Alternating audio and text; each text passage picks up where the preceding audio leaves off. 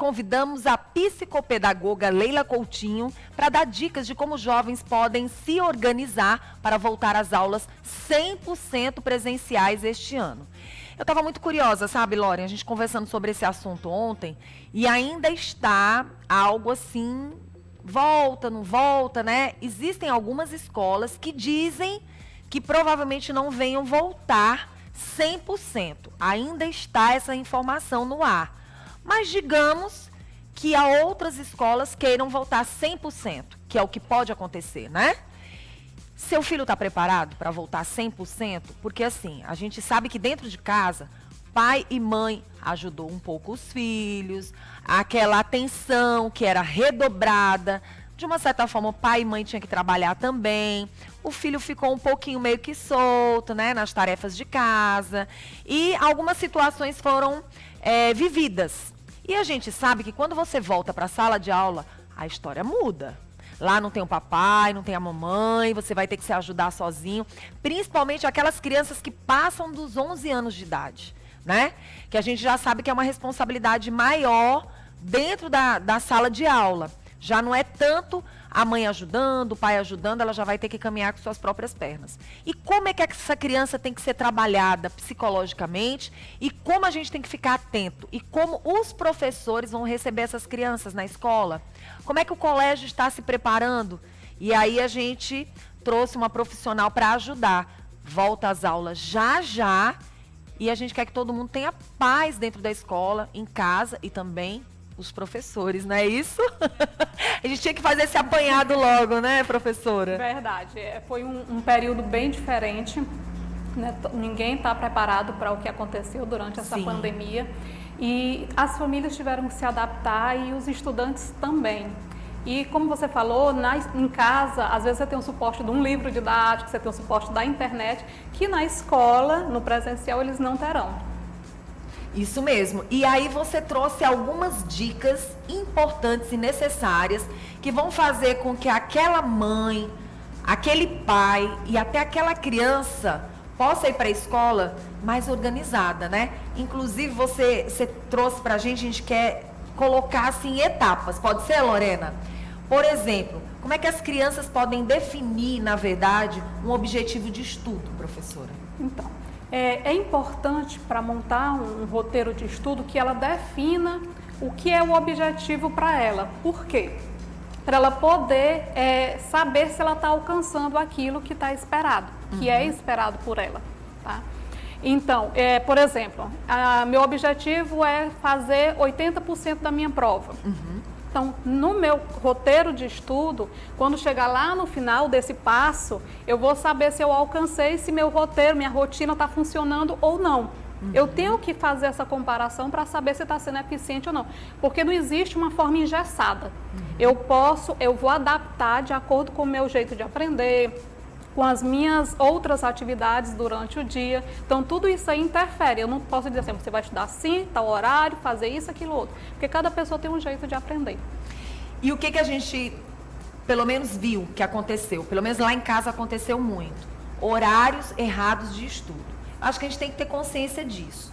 Por quê? Porque, digamos, eu trabalho de manhã, eu trabalho à tarde, às vezes um filho, ele precisa ter aquela que ele pega mais no pé para que ele possa realmente cumprir. E muitas crianças se adaptaram a dormir em horários errados, a acordar em horários errados, a estudar em horários errados. Como é que a mãe pode avaliar a rotina diária deste jovem, desta criança, e como é que ela tem que ser feita? Então, a primeira coisa é fazer um levantamento do que a criança faz, do estudante faz, da hora que ele acorda à hora que ele dorme, para eu poder saber qual o melhor horário para ele encaixar esse estudo. Eu também tenho que ter em mente e perceber qual horário que esse estudante está mais ativo. O adolescente, ele tem muito hábito de dormir muito, né? Sim. Então, por exemplo, ele estuda de manhã, ele quer chegar à tarde, ele quer praticamente hibernar, né? Troca o dia pela noite. E aí não é recomendado eu ter esse longo período de sono. Então, eu tenho que adaptar esse horário para que ele seja mais produtivo nesse período da tarde que ele realmente tem à noite para o descanso. As aulas vão começar provavelmente do dia 25, 26, 27 para frente, né? como é que a mãe já pode começar a, de uma certa forma, frear essas férias? Porque, eu tô de férias, mãe, mas já pode começar tirando um pouquinho esses costumes, porque se ela tirar de vez, vai dar problema. Verdade, ela pode estar diminuindo, digamos assim, o tempo, dorme até 11 horas, vamos diminuir para 10, depois 9 horas, e aí ela vai fazendo essa redução de tempo para que ele não acorde lá às 6 horas da manhã, um aluno que está na escola às 7, né? Vamos supor que ele acorde às 6, então ele vai dormir na escola. Então ela tem que ir tirando aos pouquinhos esse tempo, esse horário para se adaptar. E em relação ao estudo, que é quando ele estiver em casa, também tem que criar uma rotina de estudo. Cronograma seria? Isso, por exemplo, eu escutei muito na clínica crianças que choram, dão trabalho para iniciar o processo de estudo, né? Por quê? Porque ele está na televisão, ou ele está no celular, ele está fazendo uma coisa que ele gosta muito. Então, a partir do momento que eu boto uma rotina para isso, então, meia hora antes ele para o lanche.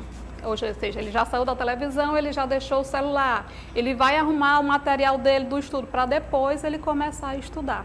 Eu tenho que ter um lugar onde não tenha a televisão ligada, onde o celular não esteja disponível, porque aquele sonzinho do WhatsApp... É a disciplina, né? Aquele sonzinho do WhatsApp tira completamente a atenção. Então, eu tenho que ficar atenta a esses detalhes que fazem a diferença. Às vezes tem mãe que quer colocar o filho para estudar na varanda, mora em prédio, aí tem barulho de carro, moto, passa gente conversando, então ele começa a perceber o que está acontecendo fora. Então, eu tenho de preferência encontrar um lugar mais silencioso, que não tenha muito movimento, né, dentro da casa e que seja sempre no mesmo horário. A questão de planejamento, então, né? Na verdade, são métodos. Tem a história do cronograma e se planejar, porque eu acho que, por exemplo, tem gente que espera a semana da prova. Vou estudar na semana da prova. Se você fizer esse planejamento antecipado e você estiver buscando estudar, colocar essa criança para estudar, na semana da prova ela não vai estar tão nervosa, tão preocupada. Isso funciona também? Funciona. E é o ideal. Qual é o ideal? É que você estude a disciplina do dia no dia que você viu aquela aula. Então, por exemplo, você vai fazer o seu horário de estudos, as disciplinas que eu tive pela manhã, são essas disciplinas que eu vou estudar à tarde. Qual é o melhor, um método que eu aconselho de organização de tempo? É a técnica Pomodoro. Porque a técnica Pomodoro, ela funciona assim, eu tenho 25 minutos de tempo de estudo, 5 minutos de descanso. 25, 5, 25, 5. Quando eu faço 4 blocos de 25, eu tenho 20 minutos de descanso. Por quê? Porque não adianta eu exigir que ele passe muito tempo sentado, onde a concentração dele não vai fluir. Então vai ser tipo uma perda de tempo. Aí, estudantes que já estão mais afiados, eles conseguem passar um pouco mais de tempo concentrado. Mas quem está iniciando agora, nessas voltas às aulas, 25 minutos ali concentrado, ele realmente concentrado, faz muita diferença. Eu concordo plenamente, porque se a criança passa um mês inteiro, um exemplo, né? Um período inteiro, naquela leveza, naquela oportunidade no dia a dia, tá só indo para a escola e voltando, aí faz a tarefinha, vai para a escola, depois volta. Chega a semana da prova, ela vai se sentir estressada, não vai aprender nada, acha que é como se fosse um vestibular. Isso, e a ciência diz isso, que a gente deve lembrar o cérebro que aquilo que a gente viu pela manhã é importante. Porque senão quando a gente dorme, por isso que não pode hibernar à tarde. Sim. Porque quando a gente dorme, o nosso cérebro ele elimina o que não é necessário. Então, se você não lembrou para ele que aquilo que você viu pela manhã é importante, quando você dormir à noite, ele diz assim, tchau. Porque senão ele acumula muita coisa, a gente ficaria doido com tanta informação. E com essa volta às aulas, o que tem de mãe desesperada, de como o filho vai realmente resolver seus probleminhas dentro da escola, então é um alerta para as professoras, mas é um alerta principalmente para os pais e para essas crianças, porque a gente está falando, gente, de problemas psicológicos. Se não tiver esse cuidado, esse zelo, corre o risco de ter grandes problemas nas escolas, né? Sim, porque quando eu tenho uma rotina organizada, eu não vou ter aquele desespero de prova. E nós passamos 2 anos numa rotina totalmente atípica.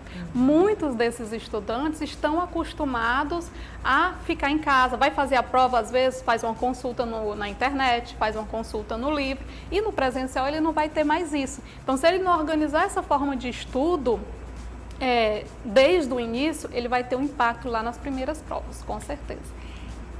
teria uma dica bem persistente para que a mãe fique atenta e não deixar passar de jeito nenhum? Uma dica. Organiza o horário, pega a disciplina do dia, organiza por ordem da que ele tem mais dificuldade. Se ele tem mais dificuldade em química, vamos supor, ele começa por química. Por quê? Porque se eu coloco aqui eu tenho mais dificuldade no final, eu vou ter muita justificativa. Eu estou cansado, eu já estou a tarde toda sentada, eu já fiz muito exercício e ele não vai estudar aquilo que ele tem dificuldade. Então eu começo pelo que eu tenho mais dificuldade e deixo as mais fáceis para o final. A mãe pode botar assim um papelzinho assinado, se ele tiver que escrever, para ela ter realmente a noção se ele fez o estudo, por exemplo. Esse acompanhamento dos rendimentos vai trabalhar a autoestima dessa criança, né, desse estudante. Que é o que a gente falou. Se ele coloca como objetivo tirar 70% da prova, 80% da prova, quando ele faz a prova, ele tirou 60%, então aquele método que ele arranjou de estudar não está funcionando. Porque às vezes, adolescente tem muito assim, a fulano estuda com música, eu também vou estudar com música. Mas a música funciona para o fulano, às vezes não funciona para ele. Fulano estuda só lendo, e aí ele vai só ler. Quando chega na hora da prova, ele não faz uma nota, né, não tirou uma nota boa. Porque para ele só a leitura não funciona, ele teria que escrever, ele teria que resumir. Então, o método de estudo, a gente vai aperfeiçoando. Por isso que ele não é um método engessado. Eu vou descobrindo o que funciona e por isso o objetivo. Se eu tenho um objetivo, quando chegar na prova eu vou ver como alcancei meu objetivo, ótimo, então esse método está funcionando. Não alcancei o objetivo, vou aí organizar porque alguma coisa não está funcionando. Muito bom. Eu acho que para quem souber aproveitar bem essas dicas que foram dadas aqui por esta grande profissional e as pessoas entenderem que é o desejo aí de que venha ter práticas, né, no ensino, vai ajudar bastante. Você tem a teoria e você tem a prática e você vai ter pessoas preparadas para estarem no mercado de trabalho no futuro, né? Porque a preocupação é pessoas que estejam não ansiosas nem tensas, mas que elas estejam bem e aprendendo de verdade, Exatamente. Né? E assim, a gente tem que ter consciência que colocar uma rotina em prática não acontece do dia para a noite. Né? Os estudos dizem que leva de 20 a 90 dias, vai depender do quanto essa demanda exige da pessoa. Se for uma coisa mais fácil para ela, 20 dias ela consegue colocar em rotina, mas se for uma coisa que exige mais, aí vai 90 dias, por exemplo. E tem gente que faz uma semana, acha que não deu certo e desiste. Pois é, e aí fica aquela história, a gente quer ter bons profissionais no mercado de trabalho, quando tem essa disciplina, quando tem essa rotina, quando se preocupa com esse rendimento. As conquistas não são só na escola, vai ser no seu local de trabalho também, né? Vai para a vida. Vai para a vida. Então, assim, é como as pessoas dizem, a educação começa em casa, dá continuidade na escola e vai terminar no trabalho. Exatamente. Não é isso? Exatamente. Então, eu quero agradecer a nossa professora. Quem quiser entrar em contato com você, que quiser mais informações, que quiserem seu apoio, como é que faz? Então, tem o Instagram, Leila Coutinho é psicopedagoga, e também me encontra na Clínica Sensorial. Muito obrigada. Tá. Viu? Eu que Continue aqui com a agradeço. gente.